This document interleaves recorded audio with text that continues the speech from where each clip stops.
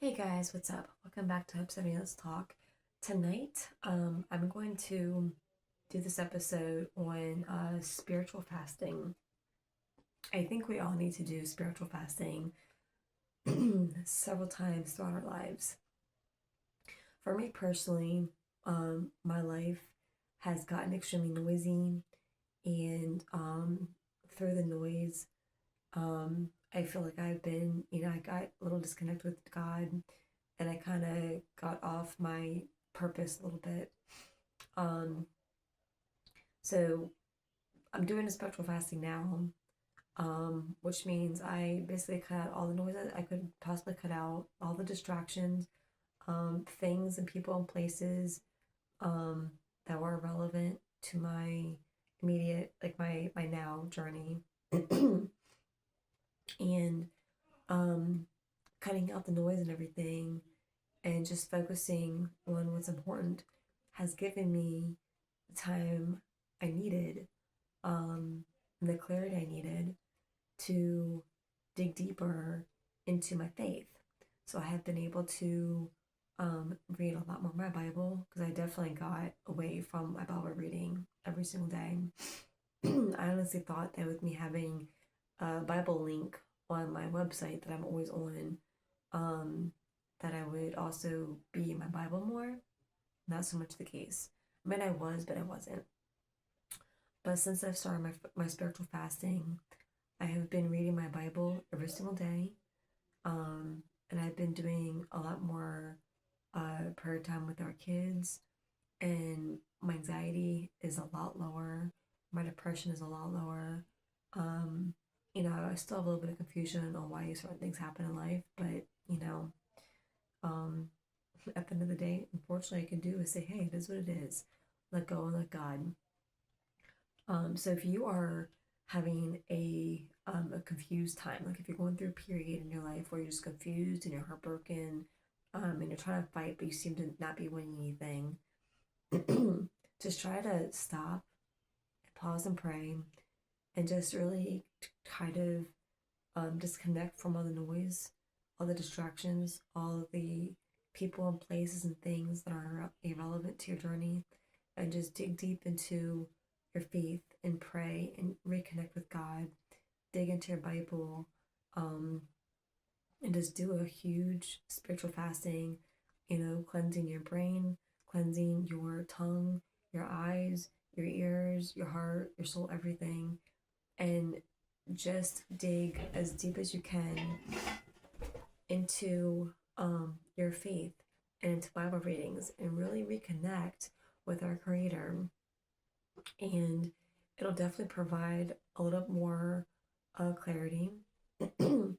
And I think, especially for me, it has definitely died down my anxiety. It has died down my depression. And I've definitely reconnected a little bit more on all different levels with my kids and with my husband, even with our dogs. Um, but yeah, and I do think that meditating is a huge part of that as well. I always try to take a few minutes of each day and just close my eyes, take a deep breath, and just pray. Normally, I do that in the morning right after my husband goes to work, or late at night just before I go to bed.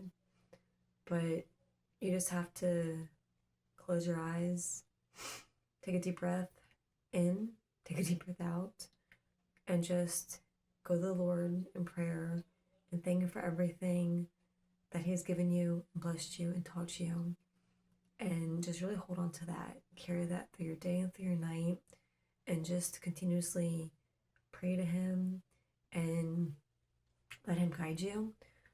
One of the main things that I pray for every single day and throughout my day is that the Lord blinds my eyes to anything that would be dangerous for me to see and distract me from my path, and deafen my ears to any voices that will distract my purpose and distract my connection with Lord, and basically pray that I only that He that He makes it to where I can only see and hear, and even feel what God is trying to inspire me with.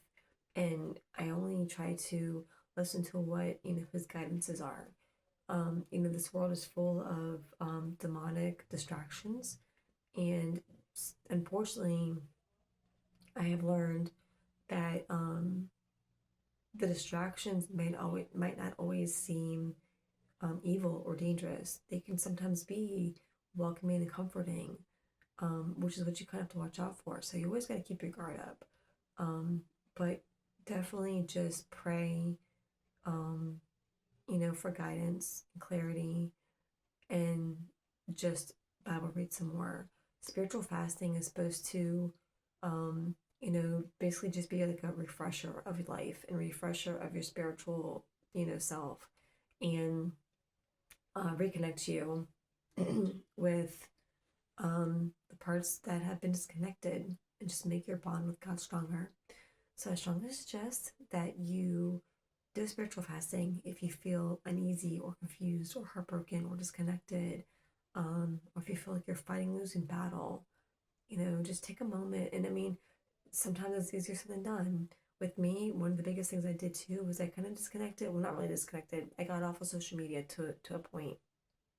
Um, and basically what that is I still post to my social media, because my social media for me is just a really big networking tool. But I found out that before I did my spiritual fasting, I was always on I was always in the news feed, just scrolling and scrolling and scrolling. But I came to realize that a lot of the stuff that's on my social media has really nothing to do with my spiritual journey or my business. And I'm not saying that's bad. I'm not dissing anybody like that, because that's not what this is about. But I've just noticed that that's a lot of noise, a lot of irrelevant noise that I just don't need at this moment in my life. Um, I also know that, track season is coming up soon. For those of you who don't know, I'm one of the official track photographers at MIR. So I'll be photographing there every weekend when track season picks up. And I know with that season starting, a lot of noise will be back in my life, both physically and metaphorically and spiritually, mentally, and all that kind of stuff. And so, I'm doing my spiritual fasting now, so that when it comes time for the needed noise, or the noise that's not avoidable, you know, I will still have a heavy connection, and I can still use my guidances to even, improve of my photography business while I'm at the track. So my spiritual fasting is being done for numerous reasons. Um, but yeah, it's definitely a much deeper bond that I have with God now. And it's actually brought my family a little bit closer, because we're doing inspirational videos and stuff like that. And we're putting those out. So if you follow me on my YouTube, Facebook or Instagram, wherever you're seeing or hearing this, go look for my reels, especially for the ones that my daughter and I've been doing. There's a lot of them, and they're all there to just, enlighten your life, and just inspire your connection with God and everything else. So yeah, I say all that to say this: if you're confused or heartbroken, or you feel like you've been disconnected with God, or whatever the case may be, I strongly suggest you do a spiritual fasting. It can last as long as you want it to. Just it's up to you. You know what I mean? It's your journey. It's your connection. What feels right. For me, I have a feeling my spiritual fasting is going to go for a long time, just because it's a happy and healthy place for me to be, and I can still do my job as a photographer and as a podcaster, um, with my spiritual fasting, just because it also helps me to deeper inspire others as well. So yeah, spiritual fasting is a good thing to do, much needed, and highly recommended. Thanks for tuning in to Hope 70 Let's Talk, and I'll see you on the next episode. Love y'all.